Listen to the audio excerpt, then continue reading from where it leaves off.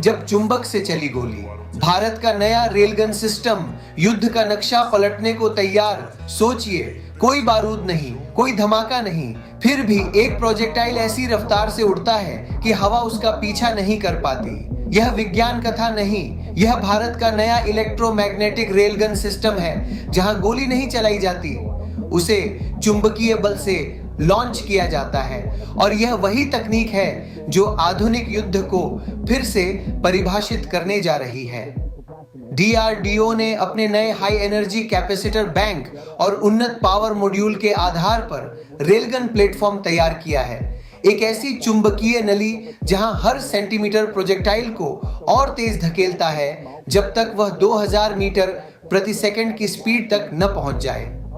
Rocket motor, बारूद, कुछ नहीं, सिर्फ शुद्ध नियंत्रित इलेक्ट्रोमैग्नेटिक ऊर्जा। यह तकनीक मिसाइल से भी तेज और शेल से भी सस्ती।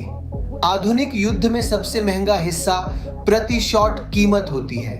भारत का रेलगन इसे बदल देता है। एक बार ऊर्जा बैंक चार्ज हो जाए तो हर शॉट की कीमत बेमिसाल कम हो जाती है और रफ्तार इतनी अधिक कि कोई भी इंटरसेप्टर उसे पकड़ने से पहले ही बेअसर हो जाए। मतलब अब जहाजों की सुरक्षा, तटीय रक्षा और मिसाइल रोधी क्षमता में भारत एक नया युग शुरू करने जा रहा है।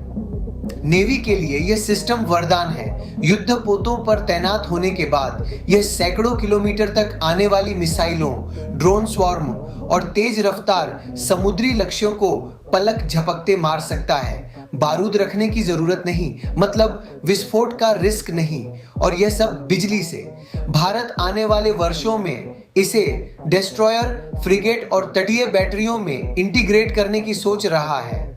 चीन और अमेरिका ही इस तकनीक को विकसित कर रहे थे, अब भारत सीधे उस लीग में कूद चुका है। पाकिस्तान के लिए तो यह सपना भी दूर की बात है। रेलगन न सिर्फ हथियार है, यह एक संदेश है कि भारत तकनीकी युद्ध के मैदान में फॉलोअर नहीं, इन्वेंटर बनने की तैयारी कर रहा है। जब रफ्तार, ऊर्जा और सटीकता एक साथ आए, युद्ध का गणित ही बदल जाता है। तो हाँ, अब गोली चलाने का दौर पुराना हो चुका है। भारत चुंबक से युद्ध लड़ेगा, और जब चुंबकीय रेल पर दौड़ता हुआ प्रोजेक्टाइल आसमान को चीरता हुआ निकलेगा तो दुश्मन सिर्फ एक बात सोचेगा, किसने चलाया?